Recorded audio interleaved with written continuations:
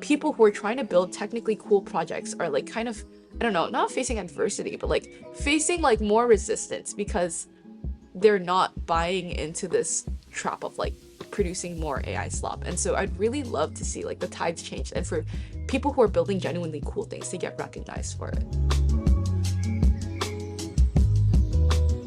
Thank you so much for coming today. So today I am joined by Sarah Sue, a junior at MIT and our newest Cerebras intern. I'm Sarah. I'm a junior at MIT currently, studying 6-4, which is our AI and decision making major.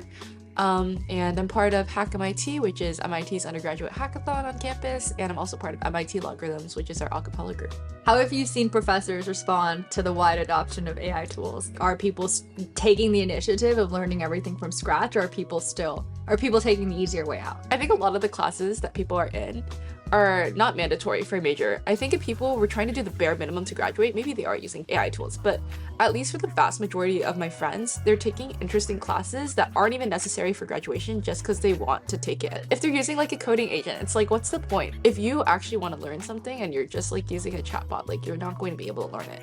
So definitely I see people like making a very conscious effort to, I guess, move away from over-reliance on coding agents and like instead think through things themselves. I graduated in 2023, and those were around the years that I think these traditional big software like FANG jobs where all of these companies were doing layoffs, and that somewhat, at least what I theorized, that forced a lot of people to think more unconventionally.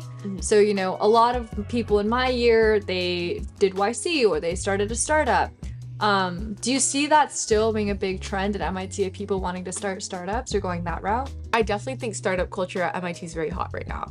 A lot of my coolest friends, they're not like, I want to go apply to big tech, but they're like, this startup is really cool, I want to work there. Or like, I have a really great startup idea, and then they go apply to YC or something. I also want to talk about your experience organizing the largest college hackathon, HackMIT. So you've been doing this for a few years. What has that been like? It's been one of the best experiences I've had in college. And I think it's also given me like a really, really unique perspective on the usage of AI in coding, I guess.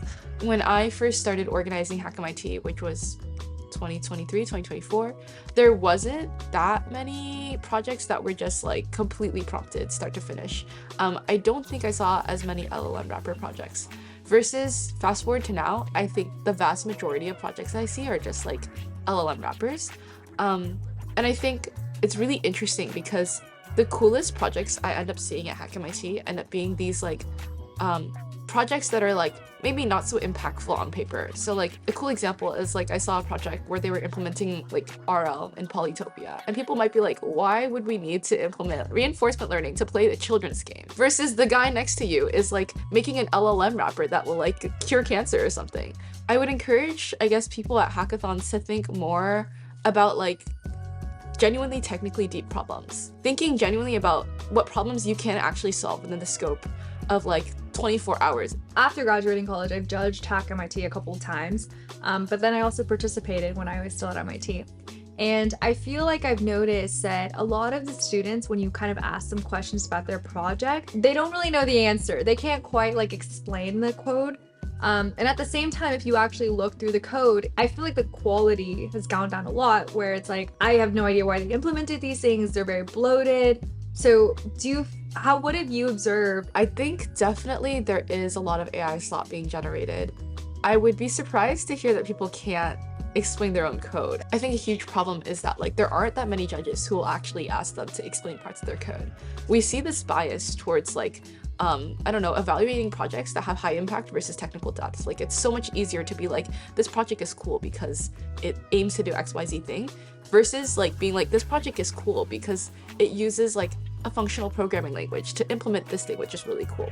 So it's easier for students to bias towards making like really, really like on the surface fancy projects without truly understanding why they work, because they're not going to be like queried about the technical implementation. But I also think on the other side, I see so many smart, talented people. At HackMIT, I saw the winning prize was like a group that implemented gradient descent in Haskell, and I thought that was so cool. Why did they win? They won because not only was their implementation cool, so that was like their back end. Their front end was they were using like a swarm of AI agents to crawl through Google Street View. I just thought that they implemented everything so beautifully. Ideas are cheap, execution is hard. That's exactly what they did. Right now, society is kind of like rewarding people who choose the low-hanging fruit rather than really rewarding technical depth. People who are trying to build technically cool projects are like kind of, I don't know, not facing adversity, but like facing like more resistance because they're not buying into this trap of like producing more AI slop. And so I'd really love to see like the tides change and for people who are building genuinely cool things to get recognized for it. Are you seeing people build, like as we were talking about, these LLM wrappers, or are you seeing people actually, and I mean it's hard when you're young, actually trying to solve these technically difficult questions? So I have like friends doing BCI startups who are working on like, I don't know, figuring out how to do like their own supercooling or figuring out how to like, I don't know, monitor electrical activity using ultrasound. I kind of like don't really know how exactly that works. I see a lot of like this culture of let's build cool things. Even like, I don't know, projects as small as let's spoof the New York Times Mini, you know? Like it's not that easy to get around a paywall. Yeah. But it's like the next generation of hackers. Yeah. Or like let's hack the laundry machines. I'm like, that's great. Are there any specific problems that you're interested in? I think that the people I admire most are the people that not only see like the state of things for what they are, but can take a risk on themselves. I'm not exactly sure which problems I want to solve right now. I definitely know I want to do like research of some kind.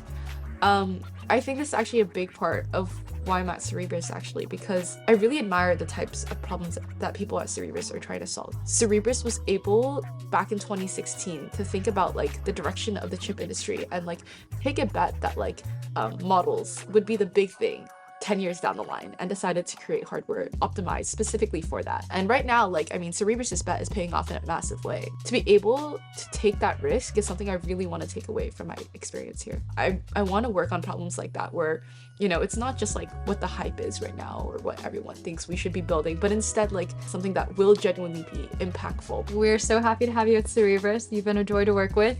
I hope you enjoy your internship. Thanks.